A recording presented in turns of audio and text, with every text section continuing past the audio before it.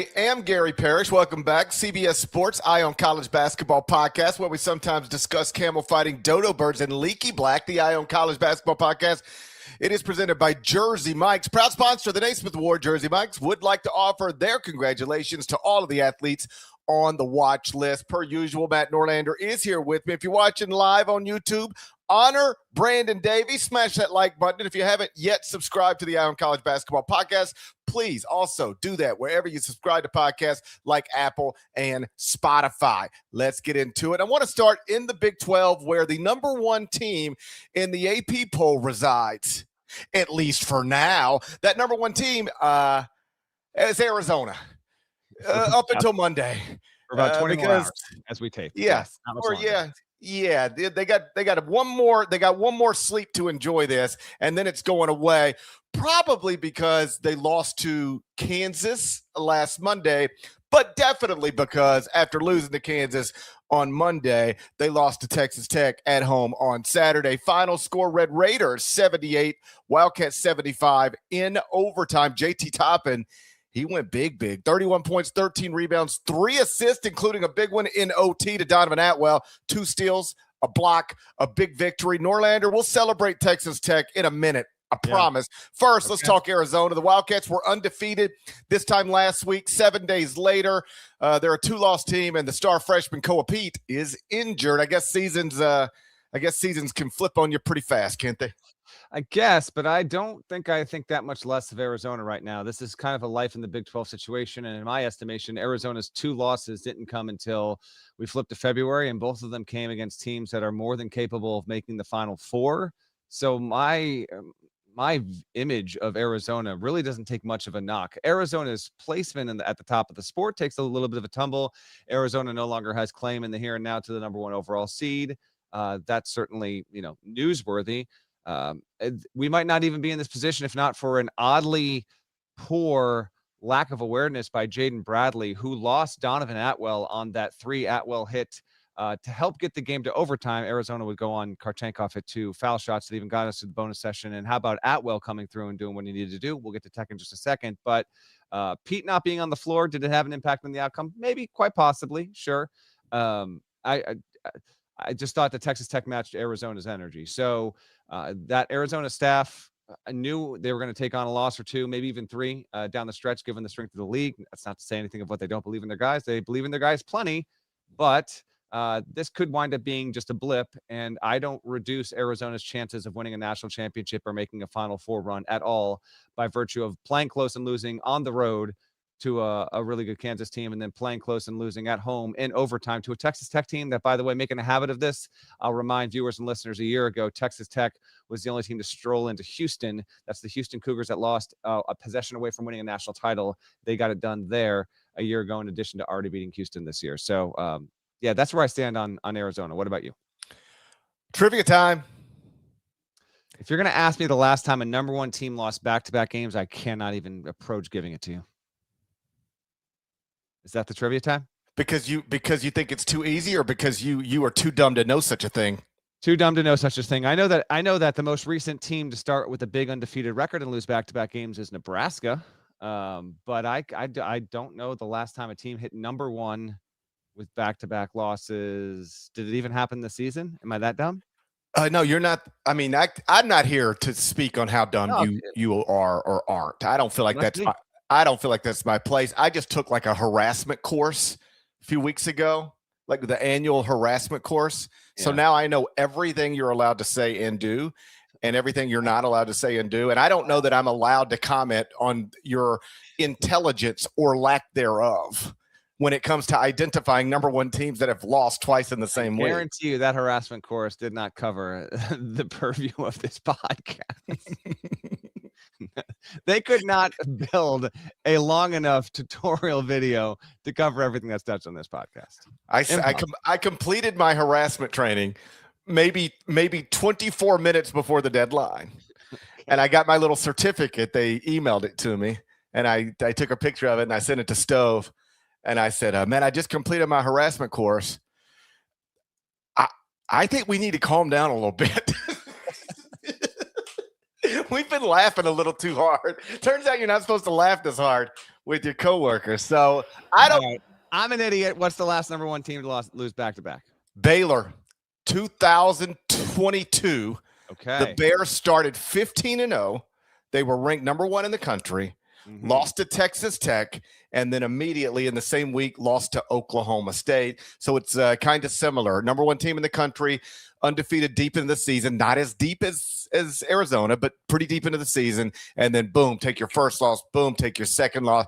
I, though, like you, am not that concerned about Arizona. Although anytime people identify a possible problem and then you start losing games, and then that thing is pretty obviously an issue, folks will start to point at it. And obviously I'm talking about the 3-point shooting, the lack of 3-point shooting. As you know, they don't even take them. I thought it was a factor in the game, Parrish. I mean, they were 4 of 16 from 3. They were outscored at the 3-point line by, I believe, 21 points. I mean, the reason Nate Oates emphasizes the 3-point line is because to not do so in his mind, and in a lot of people's mind in the year 2026, is to just create a math problem for yourself. And Arizona's got a math problem. And when you lose a front court 5-star freshman and you have trouble punishing people from the 3-point line, or more accurately, even keeping up with the people from the 3-point line, then that math problem can start to present itself. They only attempt 26.4% of their field goal attempts from the 3-point line. Without context, I know that means nothing to most, but just understand it ranks 363rd in the country. There's only 365. They make 35.3% of their 3-point attempts. That ranks 100th in the country. So they barely take them, and they're totally average at making them. To be clear, still one of the 10 best offenses in the country, still a team that's only got 2 losses on February 15th. They're really good. But I did think it was an issue there. And I have had other coaches in that league and other coaches familiar with that program consistently say this to me throughout the season. Eventually, that will be a problem.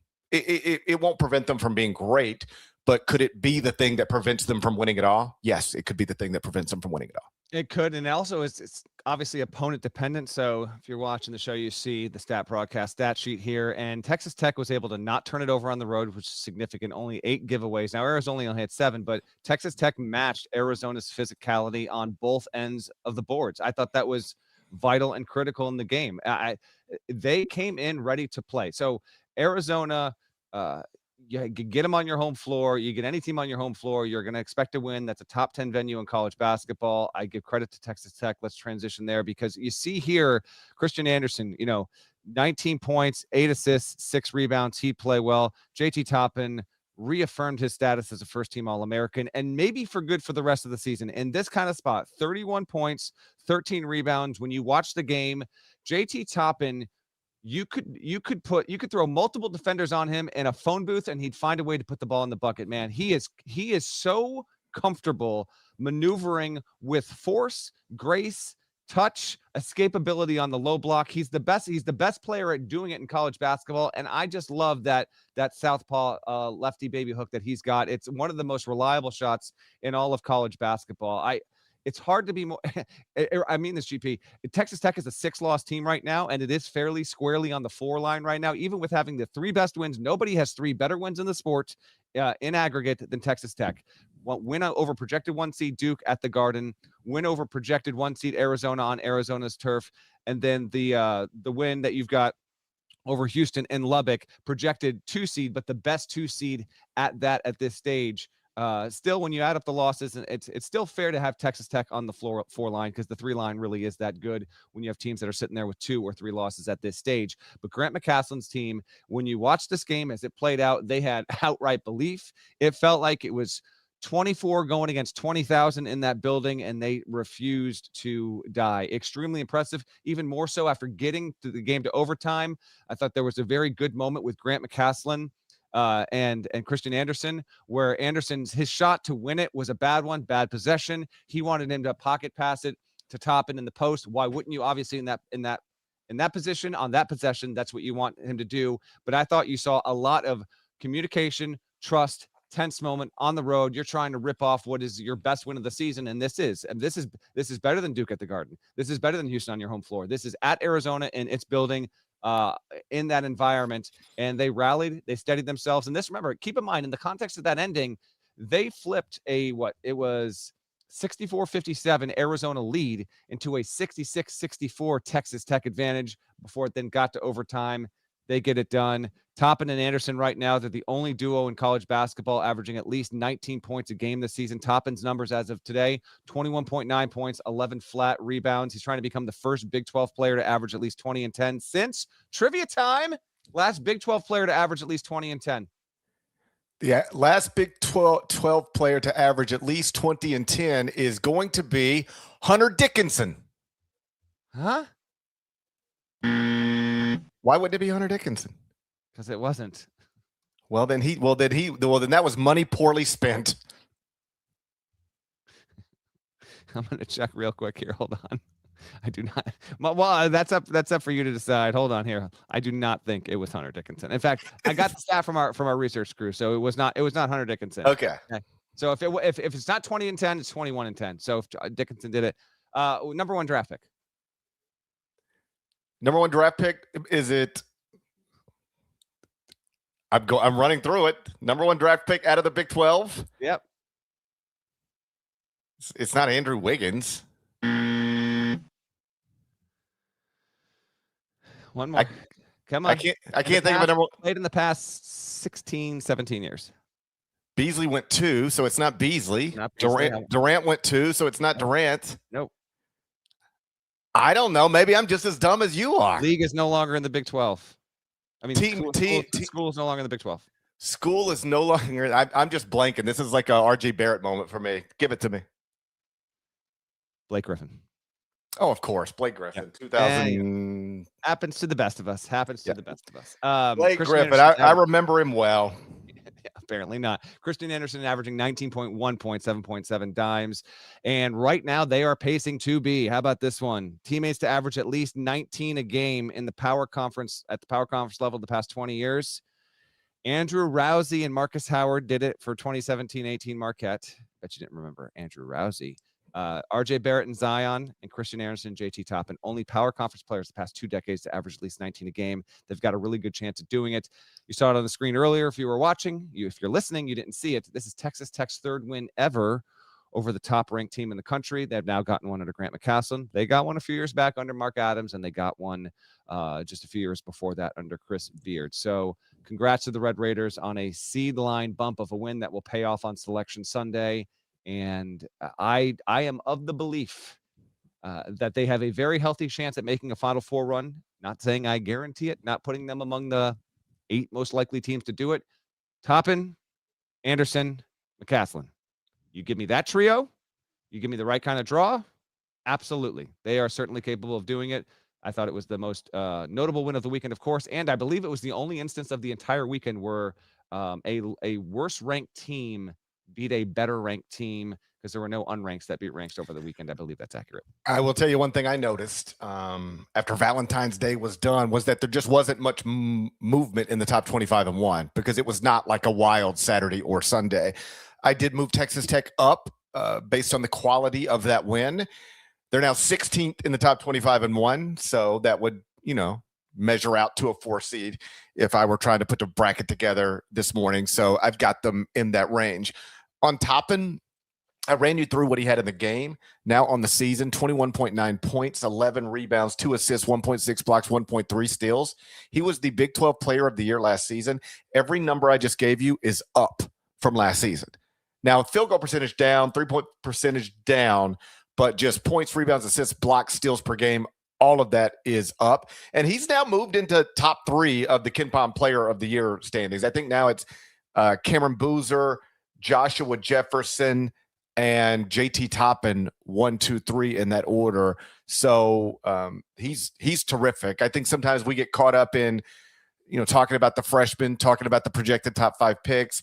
He's neither one of those things, but awesome college basketball player. Just an awesome college basketball player who, like you said, tends to get where he wants to get on the court and make play after play after play after play. He was the best player on the court yesterday, both in regulation and overtime, and that is the biggest reason why Texas Tech was able to go win on the road. Let's move on, but let's stay in the Big 12 where Kansas and Iowa State look like a great matchup on paper. On the court, not so much. Darryn Peterson did play, but not particularly well. Iowa State cruised. We'll spend some time on that next. First, let's get our first word from our partners.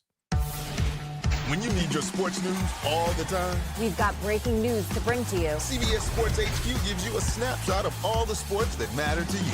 When you need your sports in a snap, find it on CBS Sports HQ, streaming free anywhere you are. Score: Iowa State 74, Kansas 56 at Hilton. Cyclones bounced back from their loss at TCU with a dominant win over Darryn Peterson and the Jayhawks. Most talented player on the court, DP. Most productive player in the game, Milan Momcilovic. He took 13 shots, made 7 of them, finished with 18 points, 3 rebounds, 2 steals, and assist in 34 minutes. So Kansas, does this mean anything to you? Is now 10-4 when Darryn Peterson plays, 9-2 when he doesn't.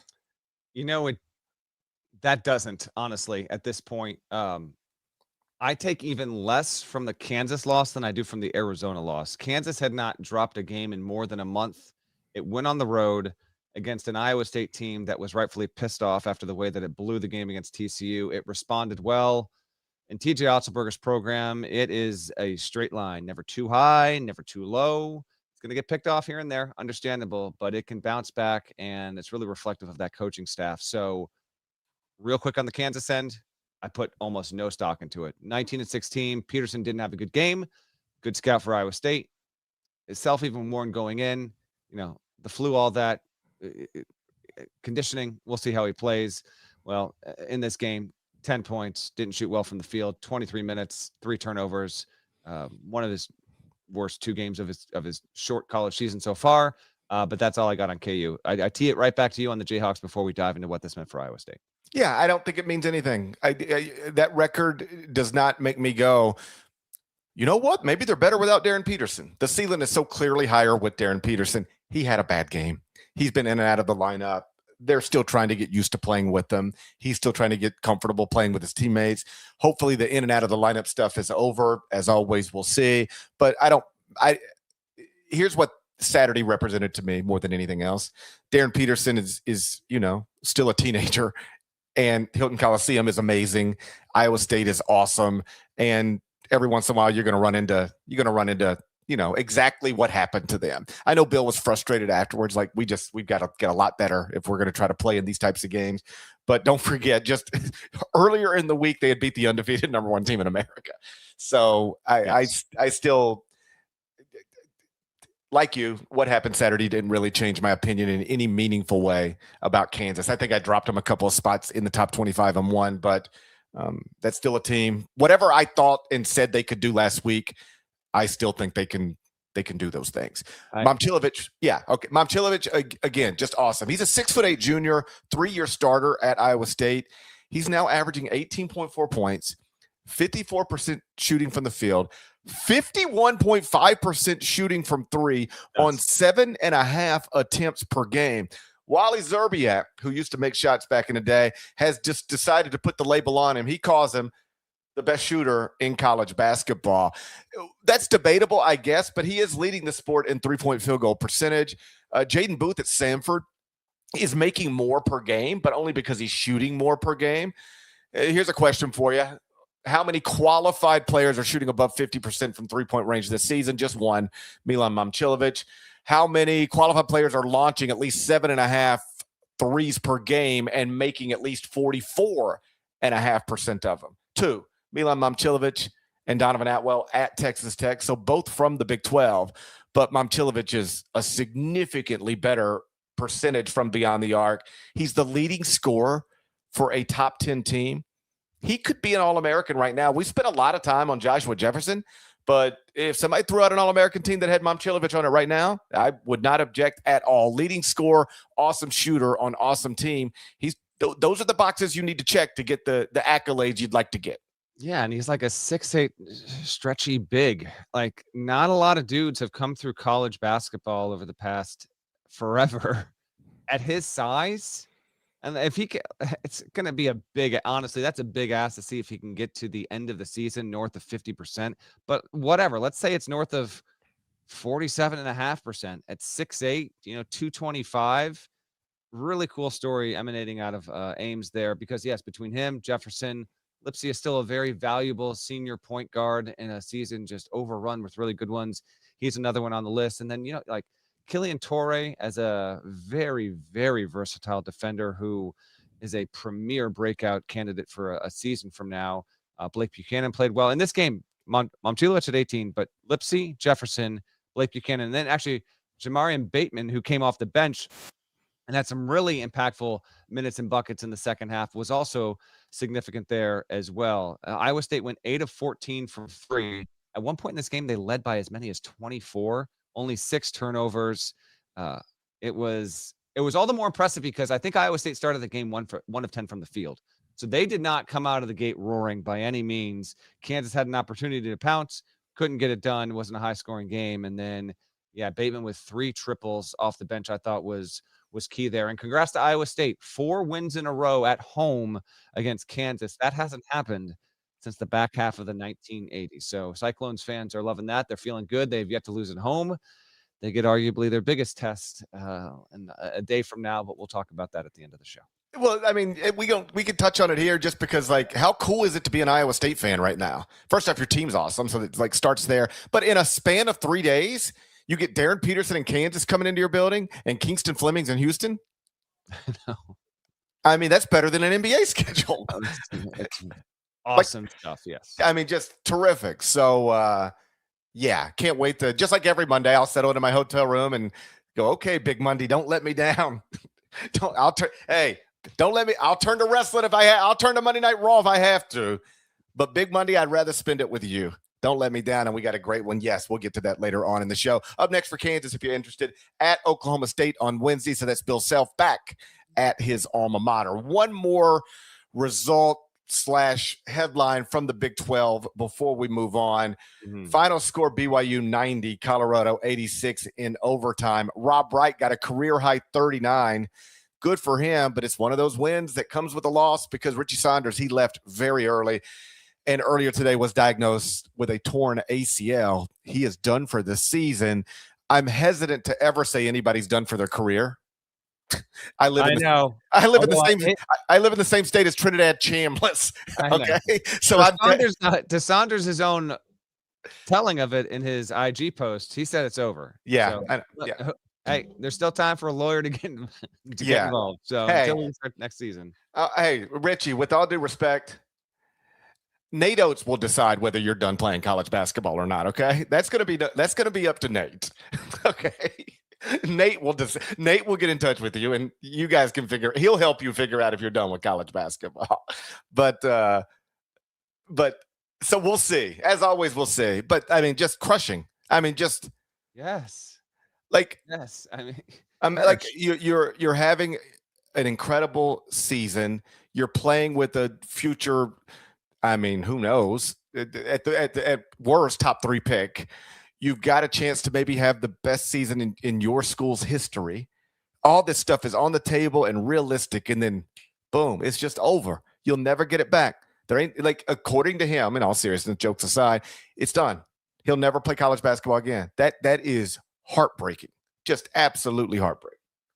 So there's a lot going on here. Tremendously heartbreaking. And weird coincidence of weird coincidences. BYU, okay, so Saunders gets hurt early in the game. And because in part because he's hurt, oh, by the way, like BYU needed to survive at home in overtime to get past Colorado. And DeBonce actually had a shot to win it. It was an air ball as time expired. They get it done. They win by 4. And kind of move past the shock of losing Saunders, who's such an immense presence on that team. So there's even the context of that.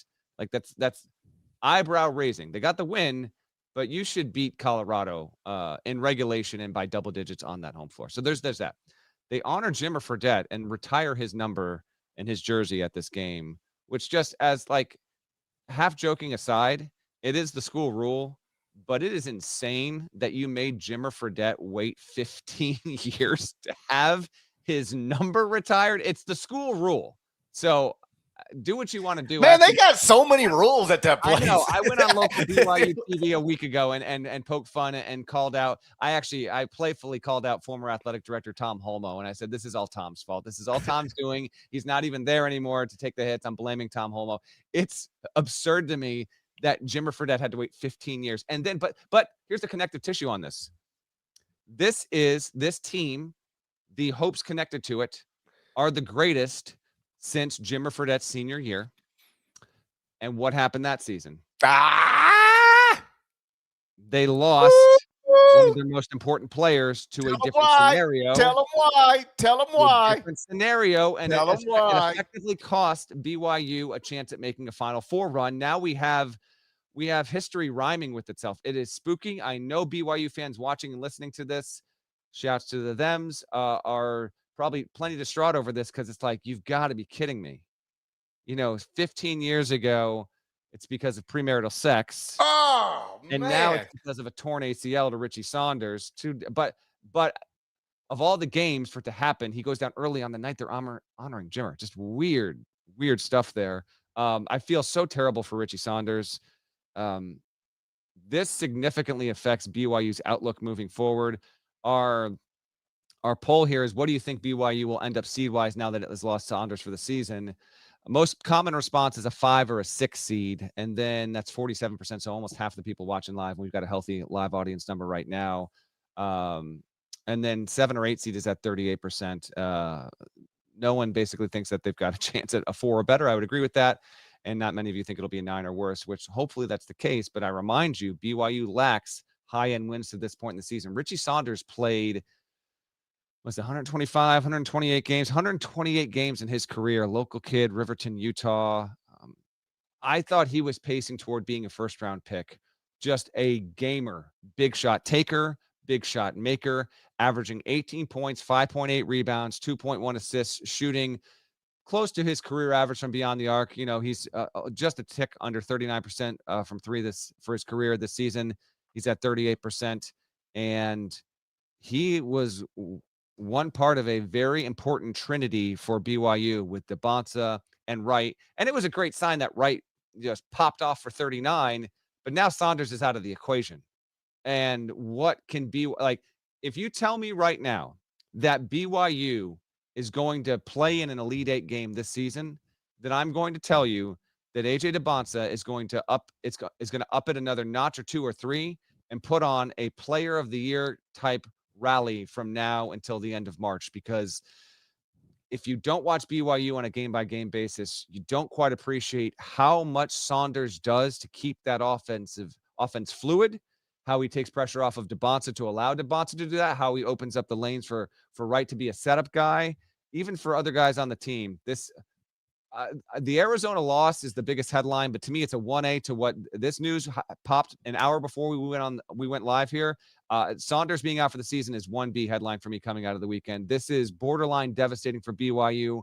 Very interested to see how the Cougars rally with this, because this is not a deep team at all. It is not. And they've got Arizona next on the road, then home to Iowa State. They've still got to go play at West Virginia, at Cincinnati, home to Texas Tech. This could get bumpy. Keep an eye on the Cougars over the next month, because the entire calculus and outlook of their season just changed dramatically. Yeah, it stinks. At Arizona next, and then Iowa State at home. So lose a key player. Congrats. Now you get to play 2 of the best teams, 2 legitimate national championship contenders in back-to-back games. But, of course, Arizona could be shorthanded for that as well. We'll wait to hear an update on the Koa Pete situation. Let's move on. Up next, weekend whip around. We're going to start it with the scuffle in the Big East. There was a fracas in the Big East. Was it a scuffle or a fracas? Fracas. What is fracas? Fracas is the Southern pronunciation. Stop. Not a thing. That's the way we say it down here. You really say it fracas? I grew up watching Memphis wrestling. I think you'd have a lot of that. Okay, fine. Okay, you know what then? Let's call it a scuffle. Break over your fracas? Is that Let's what's happening right now? let's just call it a scuffle. Let's just call it a scuffle. I called it the near Donnybrook. All right, it was a near Donnybrook. Oh, it's an outright Donnybrook. You needed a few more fisticuffs flying to be an outright Donnybrook. I called it a near Donnybrook. That's all. Okay, it bordered on a Donnybrook. So let's get a word from our partners, and then let's come back and let's watch a little scuffle. Let's watch a little scuffle. This isn't just combat. It's cinema. Ready or not, here I come. Let's go! Are you not entertained? The new home of UFC, Paramount Plus.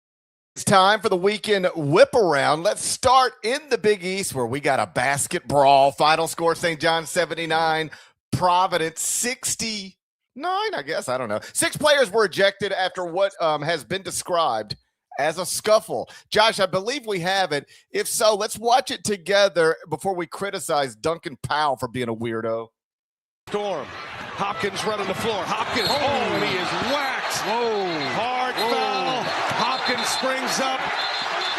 And it is on the baseline.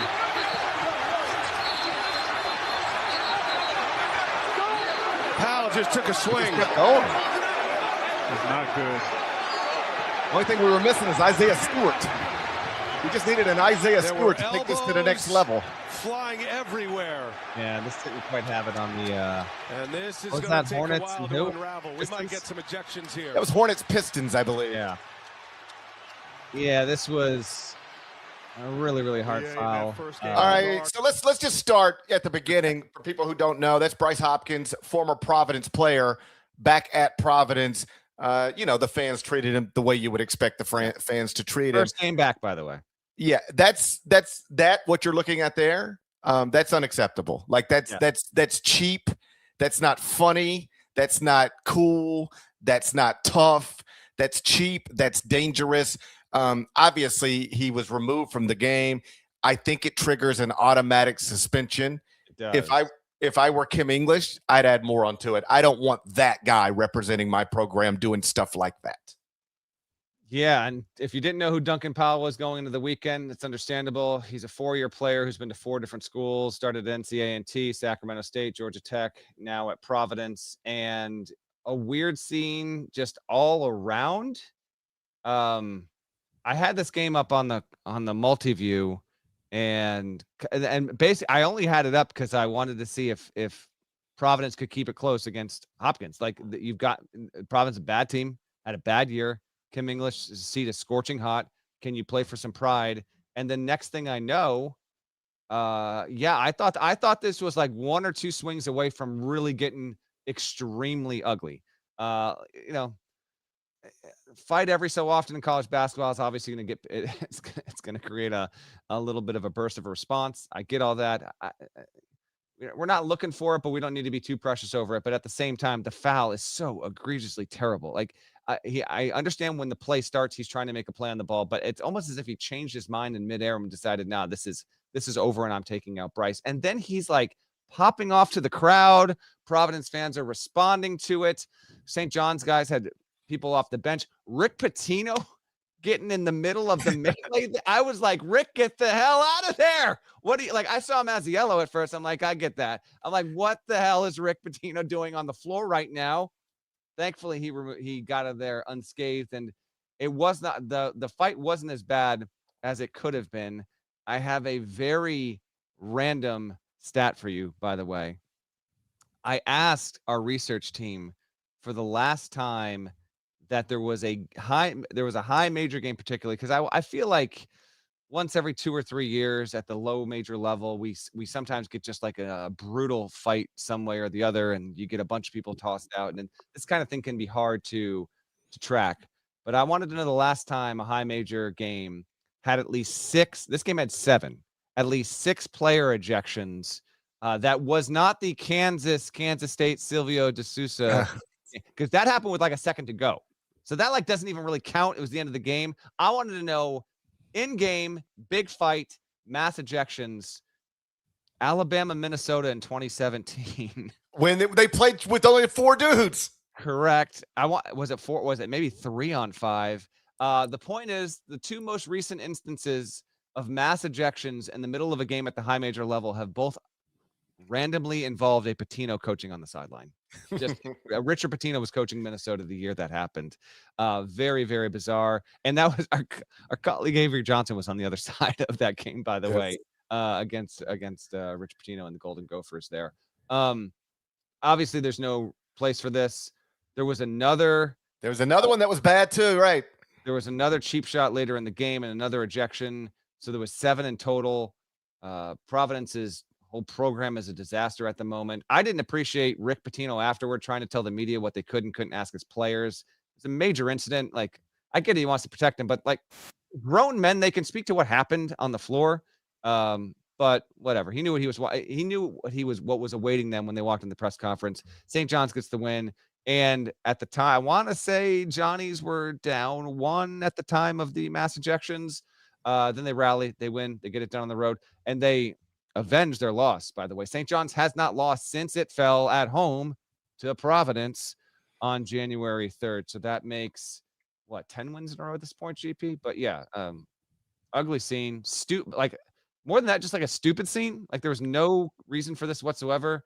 And we await to see whether there will be further punishment coming down for Mr. Powell, either at the hand of Kim English, Steve Napolillo, the athletic director of Providence, or the league office. I would think we're going to get word on that by Monday afternoon at the latest. Yeah, I'm not going to let one player serve as a reflection of a program or one unfortunate chant serve as a reflection of a fan base. I don't think that's fair, but I am comfortable saying that Saturday, for a variety of reasons, was just not a good reflection of Providence basketball. It was a bad Saturday for Providence basketball. And there's no place for some of the things that happened and some of the things that were allegedly said. We'd be better off without those things. We'll wait for the Big East office and see how they handle it. Let's move on. Well, hold on. We'll move on, but I just want to at least acknowledge, we don't have to dive into it. Just random that UConn only beat Georgetown by 4 at home late on Valentine's night, 79-75. Almost vomited away the game. Didn't. As a result, Alex Caravan was involved in his 116th win for the Huskies. He's now the winningest men's player in the history of the program, so congrats to him. But I thought UConn was going to win this game by 15 plus. So pesky Georgetown, good fight there. Huskies 24-2 and remain, as far as I'm concerned, and GP is in agreement with me, as a projected 1 seed going into the game at home against Creighton later this week. I think that was the classic human nature game. You're UConn. Georgetown stinks. It's Valentine's Day night. You probably want to do other things, but you got to play a basketball game. All right, let's go do that. That's what that felt. What exactly are you insinuating there? I'm insinuating that solo ball probably. Watch it. Careful, Icarus. Careful, Icarus. I'm just saying, I spent time with my wife on Saturday night as opposed to triple screen college basketball because it felt like the proper thing to do on Valentine's Day. I spent time with Hakeem Dermish. So. Okay, right. My wife was asleep when I got home last night, and that's totally fine. My wife was asleep 90 seconds after we got home last night. I'm talking about I didn't even get the movie turned on. Gosh. None of us. This is my Valentine's night. We had an amazing dinner with friends. Ubered to dinner, Ubered home. Great night, perfect night. I said, "Hey, you want to watch a movie? Yeah, let's watch a movie." I turn a movie on, walk in the other room, come back. She's out, bro. I said, "All right, I guess I'm gonna go work on the top 25 and 1." There we go. So how did I end my Valentine's Day night? Oh, buddy. By updating the top 25 and 1. Gosh, that's so hot.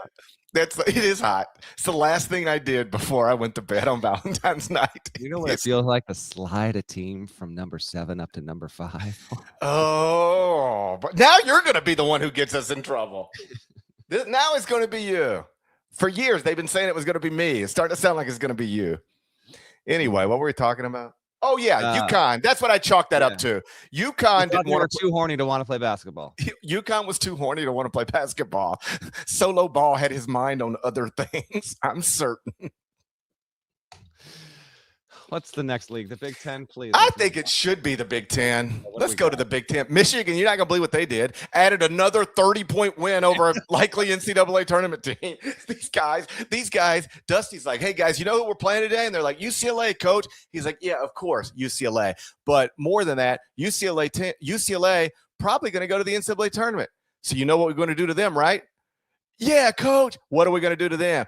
Beat them by 30. That's what we do. These dudes beat everybody by 30. They got a 40-point win over Gonzaga, 40-point win over San Diego State, 30-point win over Auburn, 30-point win over UCLA. They're now on a 10-game winning streak. They're 9-0 in Quadrant 1, 24-1 overall, 14-1 in the Big Ten, the only one-loss power conference team in the country, number one in the net, Ken Pom, Evan Mia, BartTorvik.com, every other .com, every .com I know of that I look at, they're running it right now. As I wrote in the top 25 and 1 this morning, not only are they going to be number one in the AP poll, for the first time this season, I don't know if people realize this because they've been dominating the sport. They've never been number one in the AP poll, not one week. That is a nugget, my friend. I did not realize it. If you had genuinely asked me over under whatever, how many times, I think I would have given you 2 weeks. They have not gotten to number one in the AP. They have never been number one. They have been number one in the top 25 and 1 for chunks of the season and for the past 6 days. But when they move to number one in the AP poll on Monday, it will be for the first time this season. I did not realize it until I looked it up. And so what I wrote was they won't just move to number one for the first time this season. They should be the unanimous number one. There's no sensible alternative. That's right. That you can't defend putting a one next to anybody else's name right now in this moment other than the Michigan Wolverines. That's what I believe, at least. 10 wins by 30-plus points this season. That is the second most ever by a Big Ten program ever. 91-92 Indiana had 11. 1990-91 Ohio State had 11. Michigan now has 10 to this point. Credit to the Wolverines for doing it again. Good win for Michigan. Can't say the same for Michigan State from Friday night. Now, all transparency, because I had to work all day Saturday. That's when we took the boys out. So did a little night skiing, and thank goodness that my little guy is what, buddy? I'm on a podcast right now. What's up? I'll be done in like 30 minutes. You got to let daddy do his thing. Okay. Got to close the door. Yep. Kid doesn't realize I'm literally live on a podcast right now. You got to close the door and go in the den, kiddo. Thank you. Sorry, GP. Hey, man, I got kids, and they have done the exact same thing many times. He's now 7. I want to say he did that to me on HQ when he was like 3. I can see my wife and other, you know why he did it? I can see my wife walking our dog with my older son outside, so he's by himself downstairs. That's why he did that.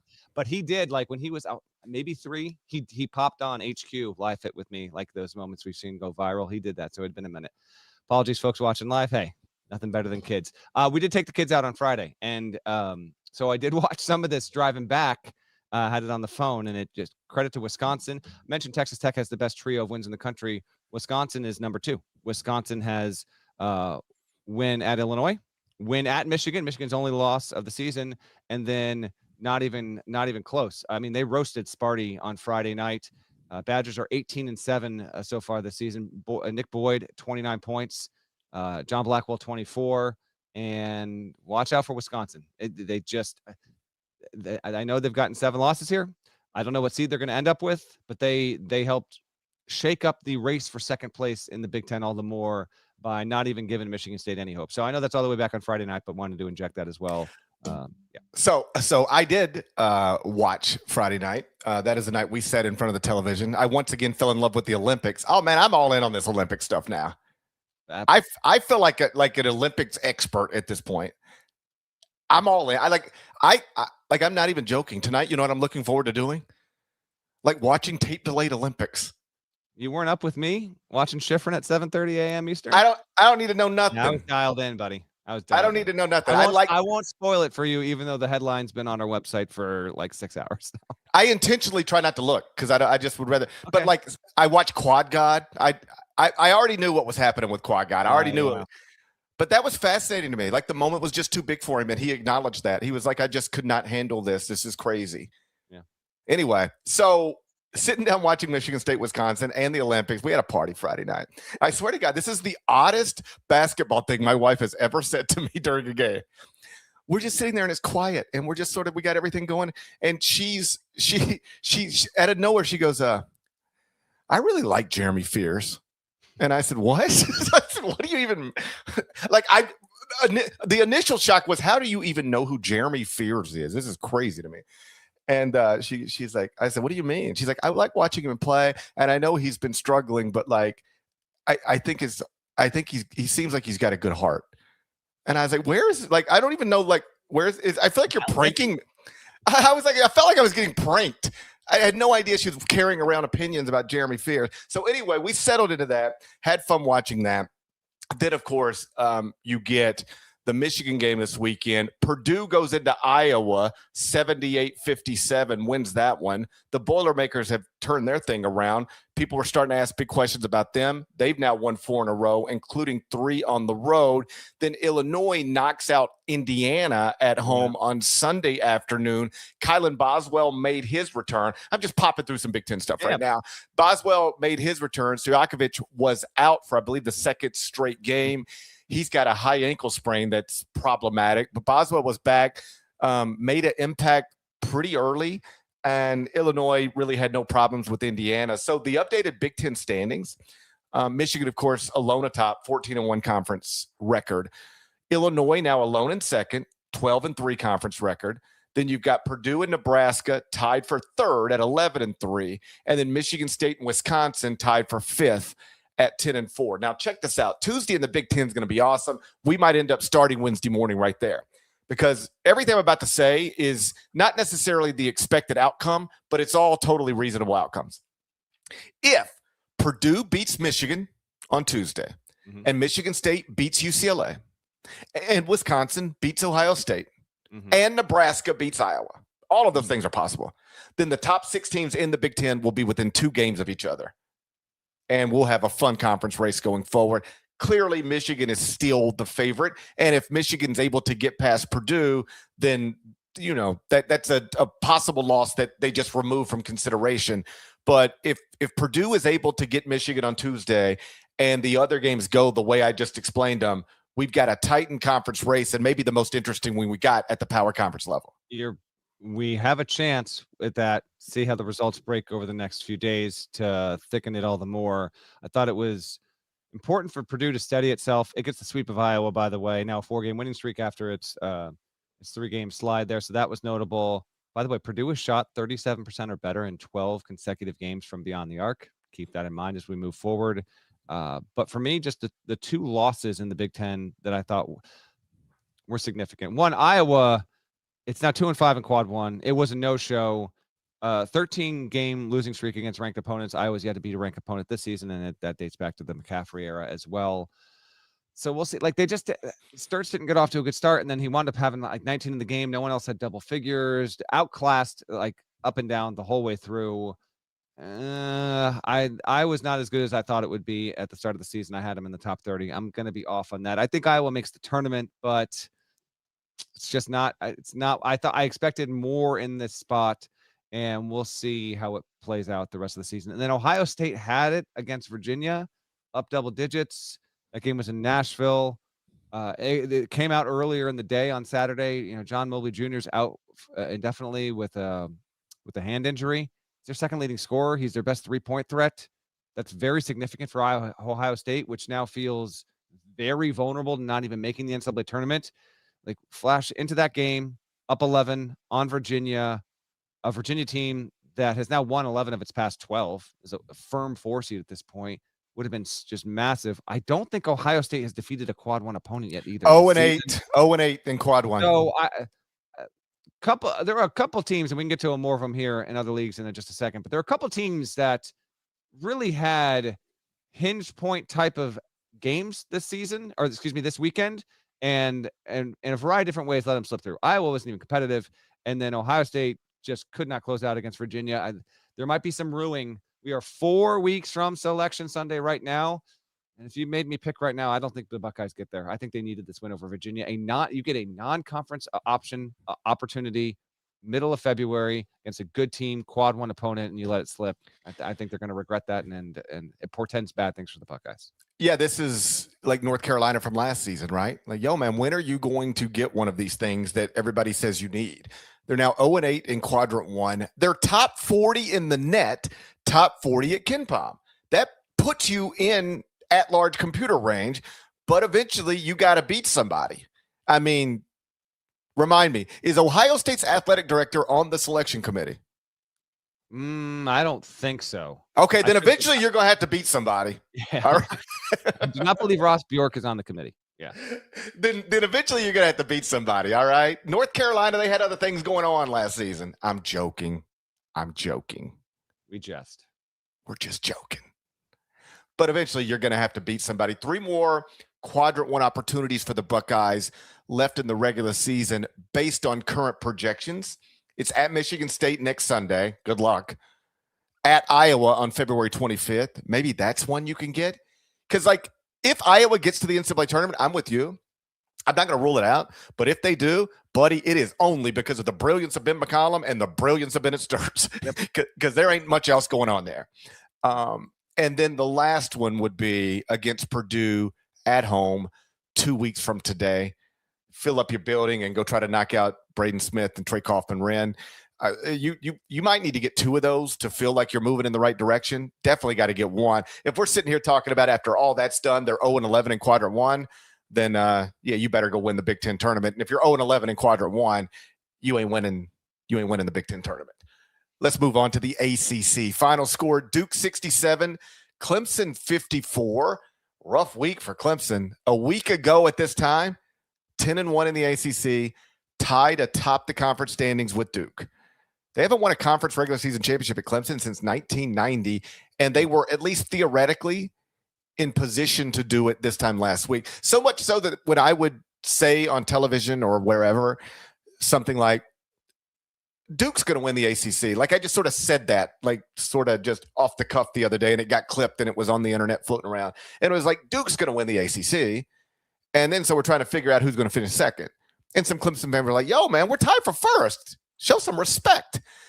Well, Duke is going to win the ACC. I stand by that. Clemson took 2 losses last week at home to Virginia Tech, lost at Duke this weekend. So you go from 10-1 in the league to 10-3 in the league. And now looking up at Duke, behind them by 2 games, and you don't get them back at Little John. So, like I said, Duke is going to win the ACC. Yep. That's basically all that result means to me. What else in the ACC race you want to touch on? Because I got to stop. I want to see what you got. Well, Louisville, 82-71, whatever. But Michael Brown Jr., we should point out, 29 points for him. Got 45 earlier in the week against NC State. So past 2 games, 37 points, 6 rebounds, 4 assists. Those are the averages. While making, I think it was 14 of 21 3-pointers he attempted in those 2 games. So 67% from 3 on 10.5 attempts per game over the past 2 contests. Just add his week to the other list of awesome weeks from college freshmen this season. Miami won at NC State. That's the most consequential result of the weekend in the ACC. Canes went on an 8-0 run in the final minute to flip this game. Miami won despite shooting 3 of 17 on the road. That is hard. That is genuinely hard to do, to shoot that poorly in conference against a projected NCAA tournament team and still get the win. Miami did 77-76. NC State has back-to-back games at Louisville, home against Miami. Will Wade's team is 18-8. Meantime, Jay Lucas, 20-5 squad, home against Virginia Tech next, then at Virginia next weekend. So more work to do, but 4-3 in quad 1, 4th place in the ACC right now. This team is shooting the best of any team in league play right now, Miami. So just keep an eye. They can make it in year 1 to the big dance under Lucas, and very few people, yours truly included, thought that would be the case when he got that job. Just going into year 1, I thought it might take a year or 2, but got a healthy chance. They're no lock by means. They got a lot of work to do still, but 20-5, they would take. This is their best start in league play, and I think a decade at this point. So credit to Miami for getting it done. But yeah, that's a melt by NC State. You can't be losing. You can't be dropping. You can't be going on 8-0 on the wrong end of that to close out at home against not a surefire tournament team. Problematic. Miami might not be a lock, but If the tournament started today, they'd be in it. Right now, the ACC standings, Duke alone at the top, 12-1 league record. Virginia, 1 game back in the loss column, 2 games back in the win column at 10-2. Clemson, 3rd at 10-3. Miami, 4th at 9-3. NC State, 5th at 9-4. Then it's Then it's Louisville and North Carolina tied for 6th at 8-4. SMU alone in 8th at 6-6. And according to CBS Sports bracketology, as of Sunday morning, those are the 8 teams from the ACC projected to make the NCAA tournament. Let's move on to the SEC. Final score, Florida 92, Kentucky 83. Game went about the way I think most people thought it would go. Xavier Lee got 22 points. Big week for him last week. 2 wins, total of 40 points. I might owe that young man an apology. Early in the season, he struggled, and that was among the reasons Florida was struggling. He's gotten better. The front court is the front court. Florida clearly looks like, maybe I shouldn't say clearly, but I think if we were taking a poll, Florida looks like the best team in the SEC. Yes. Arkansas's got something to say about that. We can get to that in just a second here, but Florida never trailed in this game. Weirdly enough, I didn't realize this. Kentucky had won 6 in a row in Gainesville. So the only other time that Florida suffered a longer home losing streak to any team ever was a 7-game losing streak against Kentucky that was from the late 50s into the 60s. Kind of wild, but they ended there. 12th time this season, the Gators have dropped 90-plus points. That's impressive for a team that can't shoot from beyond the arc. Broadly speaking, first place in the SEC now, 10-2. Orban Klavjar, career high, ties at 5 3-pointers in this one. Between him and Fland, Fland was able to go 20-plus for the 4th time this season. A good development for Florida. Now, Florida's just not going to turn into, you asked me this, I want to say on Friday, do I consider Florida a team that can win a national championship? I said the 3-point stuff is the thing that just prevents me from getting there because they're still 346 in the country, not shooting 30% from beyond the arc. We'll see if that winds up being something that bites them in a big spot, be it in the Sweet 16, Elite 8, Final 4, heck, national title game. We'll see. I think it is a big thing to overcome, but you get this kind of stuff from Fland. Klavjar shooting the way that he did. The front line is obviously a beast. Kentucky missed 15 shots at the rim in this game. When you have the best front court in college basketball, you induce that through your physicality and then just your presence. I think you spook a couple shots that would be makes and the misses. So mighty impressive by Florida. It's not hammerlock on them, but they've got the lead there. Arkansas did win 88-75 over Auburn to keep pace 1 game behind in the SEC race. As a result, well done out of Arkansas. Didn't mess around. Darius Acuff Jr. we just have an overload of point guards. I want to say he's one of the 3 best point guards in the sport, and he may well be, but there are so many good ones.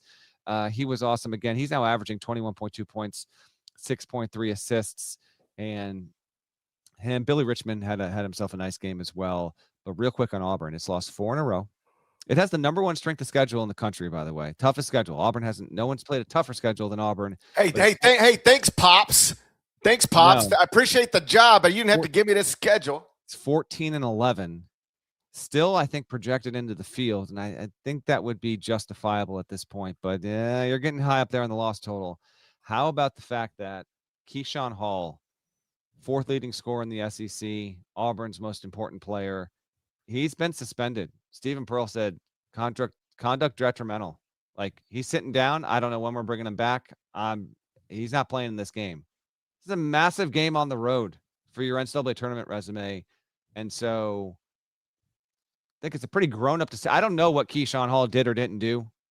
I'm just telling you, there are definitely coaches in the sport where they're careening toward bubble status. They're not already there, and they've got a big game on the road, and they would not sit their best player even if that player had been hacking up behind the scenes because, making the tournament means everything. So credit to Stephen Pearl. Don't know what Hall did. Maybe it's something completely out of bounds. It's something enough where he's sitting them, and he could be sitting them for another game or 2 or 3. So at least wanted to invoke that as well. That was a surprising thing that came across the timeline, but it is true nonetheless. And we see if Auburn can survive without him, because this decision may well affect Auburn's chances of making the NCAA tournament. So. Elsewhere in the SEC, speaking of 4-game losing streaks, Vanderbilt 82, A&M 69.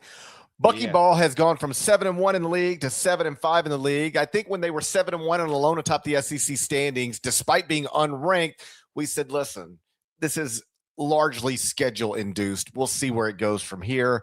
Where it has gone from there is 4 straight losses to, in order, Alabama, Florida, Missouri, and Vanderbilt, still projected to be in the NCAA tournament.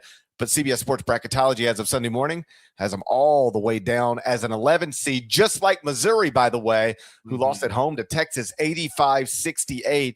3-game losing streak for those Tigers snapped. They now have 4 quadrant 2 losses. That's a lot.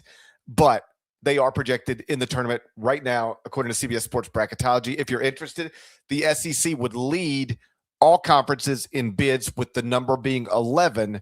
It would be Florida, Arkansas, Vanderbilt, Alabama, Tennessee, Kentucky. Those are the top 6 in the league standings right now.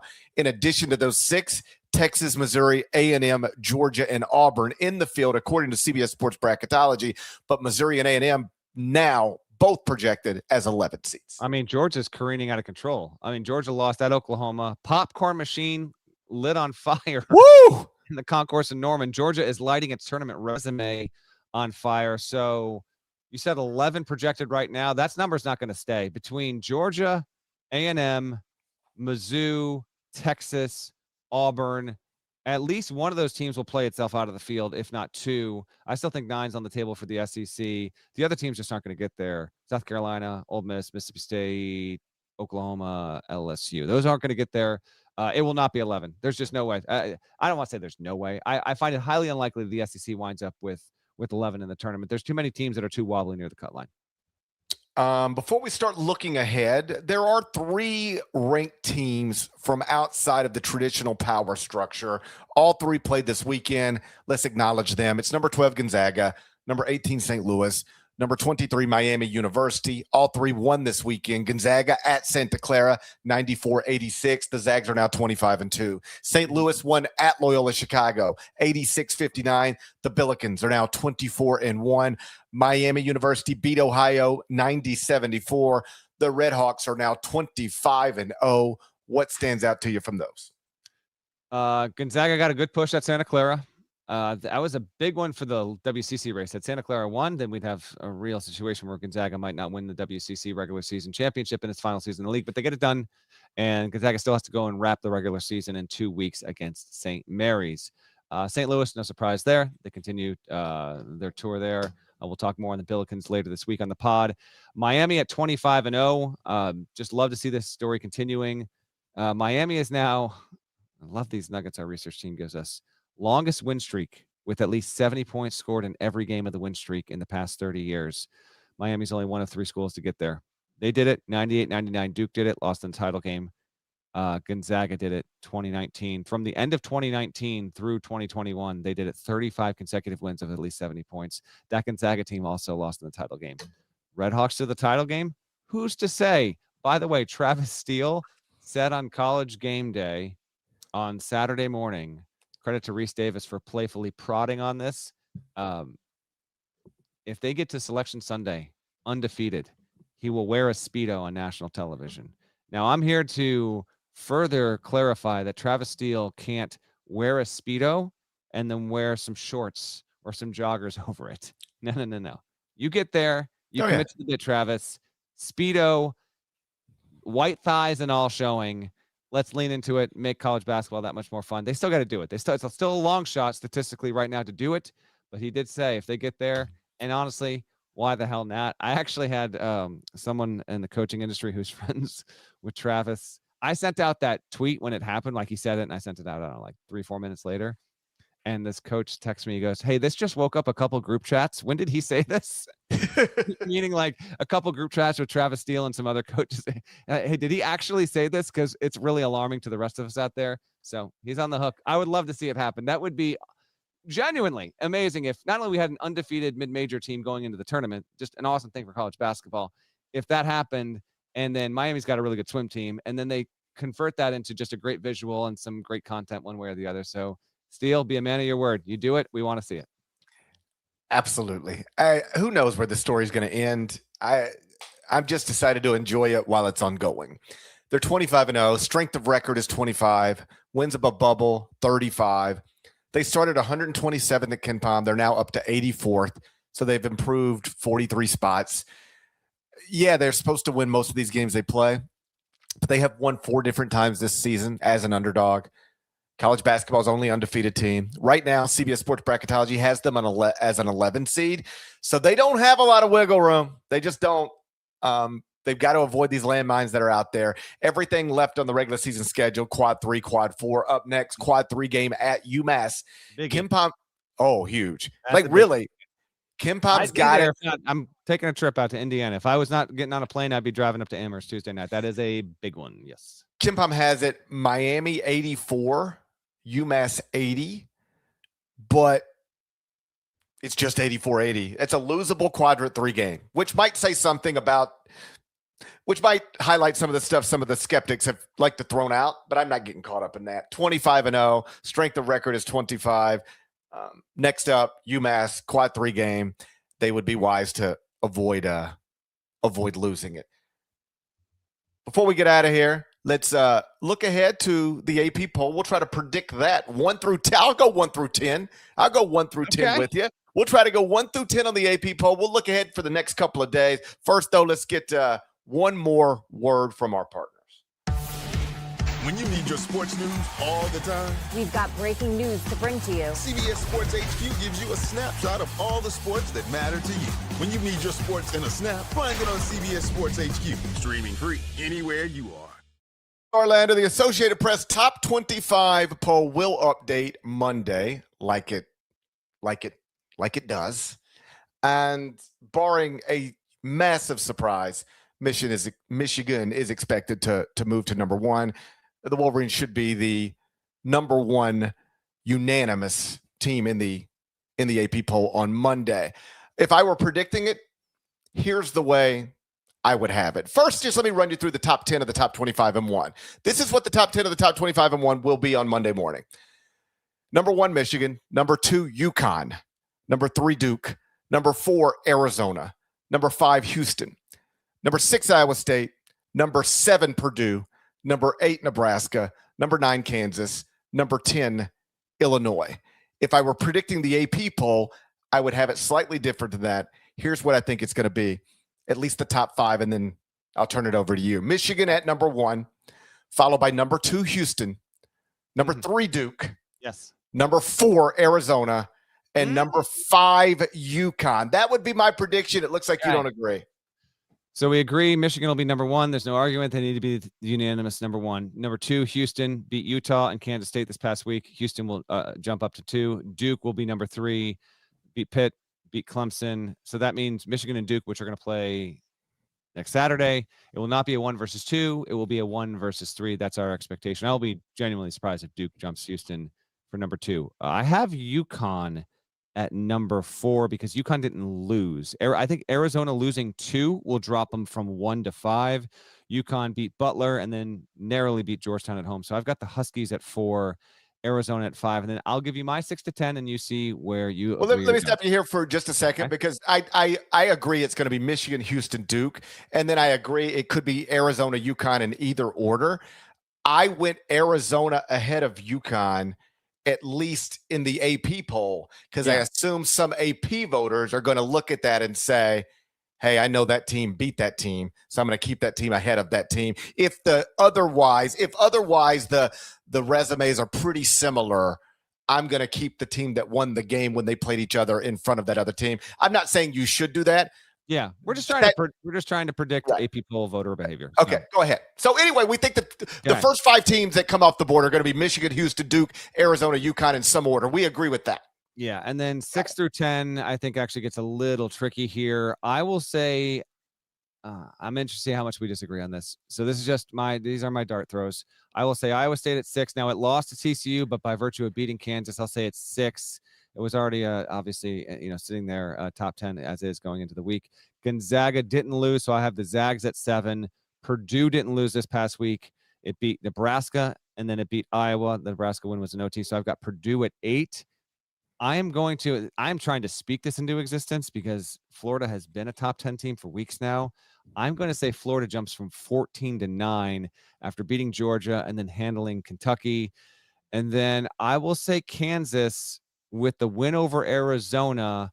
And yes, the definitive loss to Iowa State. I'll say Kansas sticks as a top 10 team. And that means I've got Nebraska, Illinois, which did lose a game in this past week, and Michigan State, obviously. I've got those three Big Ten teams falling out. So Iowa State, Gonzaga, Purdue, Florida, Kansas. How much do we disagree?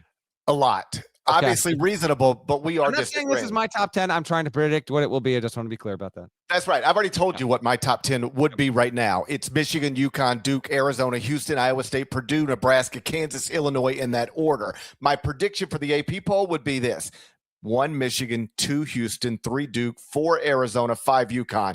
We agree 6 Iowa State. Cyclones were 5th last week, lose to TCU, blast Kansas. I say they punish them with 1 spot drop down to 6.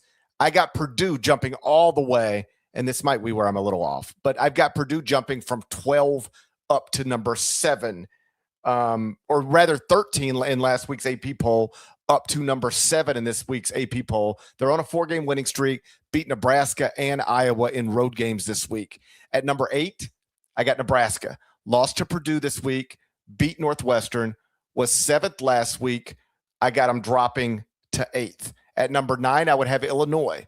Was 8th last week, now 9th after losing to Wisconsin and then beating Indiana on Sunday. And then at 10, I would have Kansas. They were 9th last week, down to 10th now, beat Arizona at home, lost at Iowa State. So I'd get Michigan State out of the top 10, get Purdue in there, move Nebraska, Illinois, Kansas, all 1 spot down each. Again, that wouldn't match the order of the top 25 and 1. But if you do that, the top 10 of the AP poll and the top 10 of the top 25 and 1 would be the same 10 teams, just in slightly different orders. All right, let's look ahead to Monday and Tuesday. We've got even more tremendous basketball ahead over the next 48 hours. What do the folks need to know out from Monday night, GP? So on Monday, 2 games featuring ranked teams. Syracuse at Duke, 7 Eastern. So another shot to see Cameron Boozer, the leading candidate to be National Player of the Year. And then at 9 Eastern, it's a great one. Houston at Iowa State. It's depending on what the polls look like, it could be a top 5 matchup. It's definitely going to be a top 10 matchup inside Hilton Coliseum. So just like I told you last Sunday, I'm gonna fly to New York City. I'm gonna have a party. I'm gonna have a party in my hotel room. Party for one. Party for one. I really do have parties for one. I know you love your parties for one. I prefer them that way. I hear you. I prefer them that way. So can't wait for that. Then on Tuesday, remember, we got the Eye on College Basketball podcast on CBS Sports Network show. That's going to be at 1 o'clock Eastern. And then Tuesday night, I'll be in studio with Brent Stover, Wally Zerbiak, Emeka Okafor. We've got a fresh episode Inside College Basketball at 7:30 p.m. Eastern. Then 8 o'clock Eastern, GW at VCU. 10 o'clock Eastern, Grand Canyon at San Diego State. Then we'll recap the night with another 30-minute episode of Inside College Basketball just as soon as everything gets done. Elsewhere around the sport on Tuesday night, Michigan at Purdue, North Carolina at NC State, Miami University at UMass, Louisville at SMU, UCLA at Michigan State, Nebraska at Iowa, TCU at UCF, Baylor at Kansas State should be a scene. You know what? We're on bag watch. I hear you. We're on bag watch. We're on bag watch Tuesday night. Took the names off the jerseys. You see that, Jerome Tang? They played the names on the back. Oh, and let the players do the scouting report, and suddenly the team knows what it's doing. That's not great.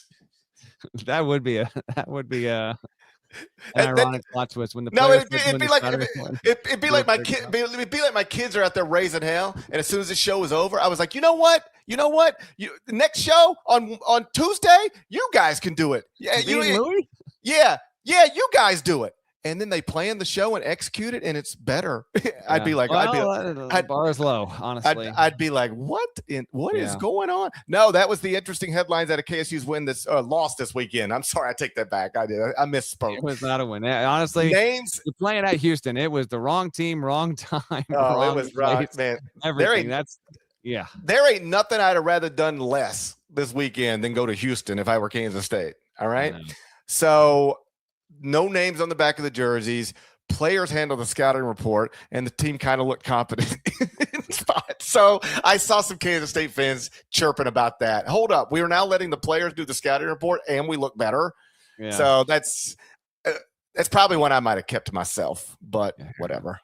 I will be on site in West Lafayette at Mackey, Michigan at Purdue. Big time environment. Very much looking forward to it. So we'll see what Michigan can bring. Michigan's got a hell of a week at Purdue, then plays against Duke in DC on Saturday. Just a 1-2 banger. You hope you can get out of it 1-1, regardless of when the win comes and if the loss comes there. So that's clearly the headline of Tuesday. But that is a stacked Tuesday night. SMU at home, bubble spot hosting Louisville. Nebraska at Iowa in a big spot at home against the Cornhuskers, Ohio State at home in a big spot against Wisconsin, NC State at home in a big spot against North Carolina. No Caleb Wilson. Henry Visar didn't even play in the home win over Pitt over the weekend. We'll see if he's available for that game as well.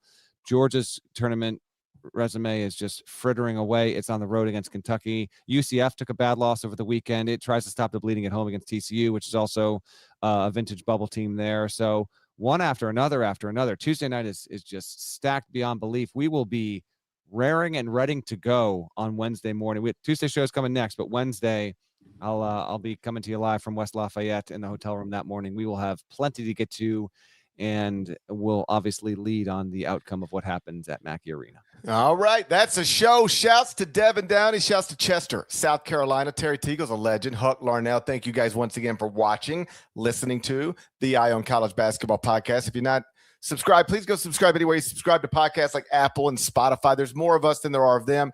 That should be reflected in the comments. So do that. We'll talk to you again real soon. Till then,